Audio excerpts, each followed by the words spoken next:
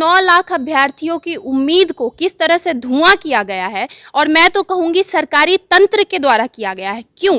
क्योंकि सारी जिम्मेदारी सरकार की है। लगातार हम लोग सीबीआई जांच की मांग उठा रहे हैं। हमारा तो प्रश्न है शिक्षा मंत्री से कि अगर आप असक्षम हैं तो आप क्यों नहीं सीबीआई जांच की मांग करते हैं? या तो आप लीक करवा रहे हैं या आप सक्षम नहीं है रोकने के लिए। तो भाई क्यों खिलवाड़ कर रहे हैं अपनी मनमानी के लिए? कुर्सी से इतना प्रेम भी ठीक नहीं होता है कि आप अपने ही राज्य को तहस नहस कर। ये संभव है कि वो खुद से ही आके आपको दे देगा कि हाँ लीजिए मेरे पास पेपर है?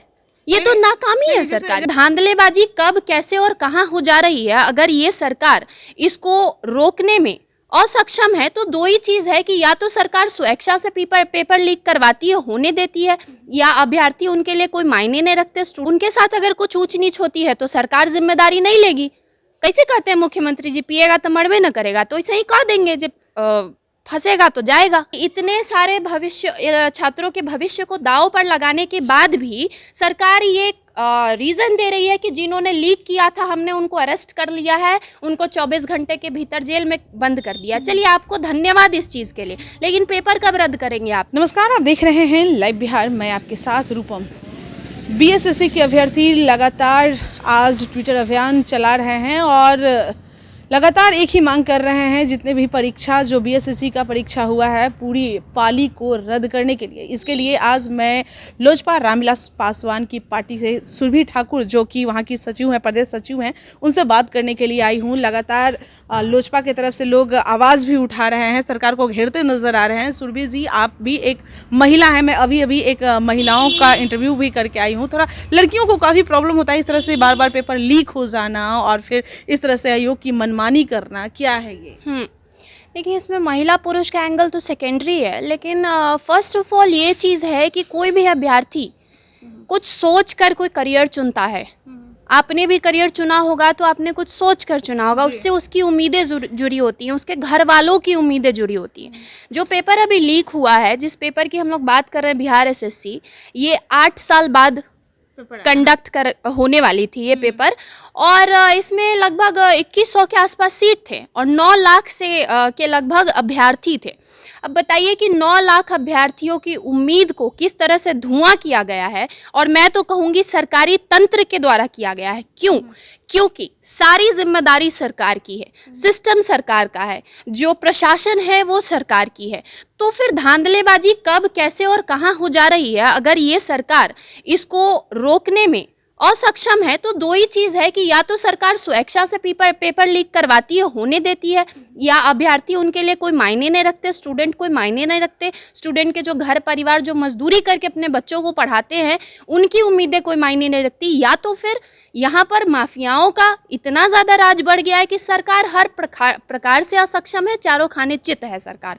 तो दो ही चीज़ हो सकती है। अब जो भी हुआ है बहुत गलत हुआ है, क्योंकि ये किसी भी राज्य में नहीं होता है। आप देख लीजिए कि आपका सेशन लेट चलता है, 3 साल का ग्रेजुएशन आप 5 साल में डिग्री देते, कितने छात्रों का भविष्य बर्बाद करेंगे आप देखिए कि अभी शिक्षक अभ्यर्थी पता नहीं 1.5 साल से कितनी बार लाठी खा चुके हैं, लेकिन आज तक 7वें चरण की नोटिफिकेशन जारी नहीं हुई है। और जब शिक्षा मंत्री से कोई सवाल करे, जब सरकार से कोई सवाल करे, तो ये लोग बीजेपी शासित प्रदेश को बीच में ले आते हैं। अरे भैया, हमको ये बताइए ना कि आपके प्रदेश में भाई जहां हो रहा है पेपर लीक, वो सरकार भी गलत है, वो सरकार भी गलत कर रही है, वो भी असक्षम है। ये ढिंगरा दूसरे पर फोड़ना कि बीजेपी, कब तक आप बीजेपी करते रहेंगे?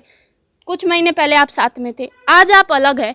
इन सब चीज़ों का कोई औचित्य नहीं है। औचित्य सिर्फ इस चीज़ का है कि जो अभ्यर्थी हैं, जो उनके माँ बाप हैं, उनकी उम्मीदों पर पानी फेरा जा रहा है, और ये जानबूझकर किया जा रहा है। या तो सरकार असक्षम है इसमें, या फिर ये जानबूझकर हो रहा है धांधली। और दूसरी बात कि इतने सारे छात्रों के भविष्य को दांव पर लगाने के बाद भी सरकार ये रीज़न दे रही है कि जिन्होंने लीक किया था हमने उनको अरेस्ट कर लिया है, उनको 24 घंटे के भीतर जेल में बंद कर दिया। चलिए आपको धन्यवाद इस चीज़ के लिए, लेकिन पेपर कब रद्द करेंगे आप?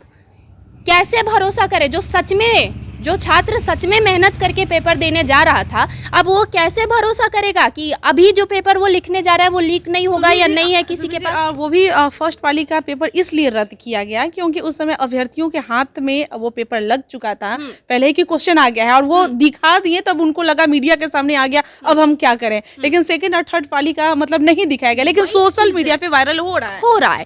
वही चीज है कि भाई ये तो खिलवाड़ है ना, छात्रों के भविष्य के साथ खिलवाड़ है। अब बताइए, बिहार जैसे राज्य में जहां या तो लोग खेती करते हैं या सरकारी नौकरी को सहारा बनाते हैं, अब किसानों के लिए तो आप बात ही करना छोड़ चुके हैं। तो खेती बाड़ी का तो सब चौपट हो ही चुका है, किसान तो दर दर की ठोकर खा रहा है। अब किसान का बच्चा जो मेहनत करके नौकरी चाहता है, अब उसके पेपर आप लीक करवा दे रहे हैं, या तो आप लीक करवा रहे हैं या आप सक्षम नहीं है रोकने के लिए। तो भाई क्यों खिलवाड़ कर रहे हैं अपनी मनमानी के लिए। कुर्सी से इतना प्रेम भी ठीक नहीं होता है कि आप अपने ही राज्य को तहस नहस कर दें। आखिरकार आप इस धरती का खाते हैं ना, यहाँ का नमक खाते हैं आप इस राज्य के मुख्यमंत्री कहलाते हैं, कोई दायित्व है आपका या नहीं, ये सवाल तो बनता ही है। और हालांकि सवाल पूछने से कोई मतलब नहीं है, हम लोग 2 साल से लगातार उनसे सवाल ही पूछ रहे हैं। फैक्ट्स, लॉजिस्टिक्स, ये सब का तो कोई औचित्य ही नहीं है, वो सबको तो खारिज कर देते हैं। आयोग ये मतलब कह रही है कि अगर किसी के पास सेकंड थर्ड पाली का अगर पेपर है, मतलब जो प्रश्न पत्र अगर है, तो वो हमारे ईमेल पे पहुंचाए, अपना नाम, पता, एड्रेस सब कुछ के साथ पहुंचाए, हम जरूर कार्रवाई करेंगे। क्या ये संभव है? मतलब ऐसा मतलब मजाक करने वाला सवाल क्या है? वही मैं ये पूछ रही हूँ, क्या ये संभव है? जिसने पेपर लीक किया है उसने भी मेहनत लगाई होगी इसके पीछे उस बेचारे को भी रोजगार नहीं मिल रहा है, इसलिए वो ये कर रहा है। तो ये संभव है कि वो खुद से ही आके आपको दे देगा कि हाँ लीजिए मेरे पास पेपर है? ये तो नाकामी है सरकार की। जैसे अभ्यर्थियों के पास भी वो पेपर जैसे है, मतलब सोशल मीडिया पे वायरल हो रही है कि ये प्रश्न सेकंड पाली का थर्ड पाली का है, तो वो चीज मांगा जा रहा है। तो ये तो मजाक किया जा रहा है ना लोगों के साथ, अपनी नाकामी छुपाने के लिए ना। आप कह रहे हो ना आपने कोडिंग की, तो करो आप दोबारा कोडिंग, आप फाइंड आउट करो कि कहाँ किसके पास क्या पेपर है, नहीं है। ये कैसे हो जा रहा है? सबसे पहले तो ये होना ही नहीं चाहिए, और होने के बाद आपको अभ्यर्थी पेपर ला कर दे तब आप उस पर एक्शन करोगे। ये तो मतलब समझ से बाहर है ये मेरे। शिक्षा मंत्री जी एगो पन्ना लेके बैठे हुए थे, 7 राज्य का वो दे रहे थे आंकड़ा कि यूपी में फलाना पेपर लीक हुआ, गुजरात में चिलाना पेपर लीक हुआ। तो ये बताइए ना कि कौन सा राज्य का सेशन लेट चल रहा है।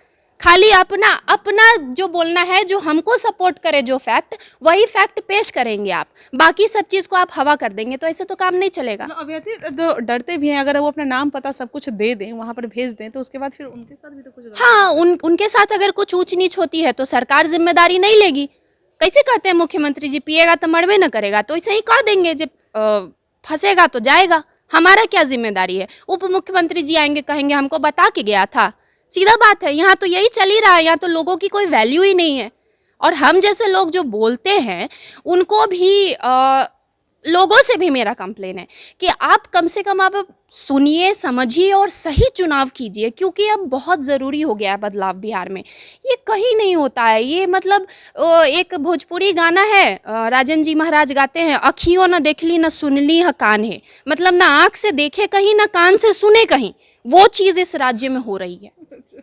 वो लोग ट्विटर अभियान चला रहे हैं, आप लोग कितना सपोर्ट कर रही हैं? फुल सपोर्ट है, आप लोग सपोर्ट बिल्कुल। हम जहां तक हो सकता है, जितने भी हमारे कार्यकर्ता हैं, जो भी हैं, सब लोग इसमें लगे हुए हैं। लेकिन अंततः देखिए, परिणाम का आकलन बहुत ज़रूरी होता है।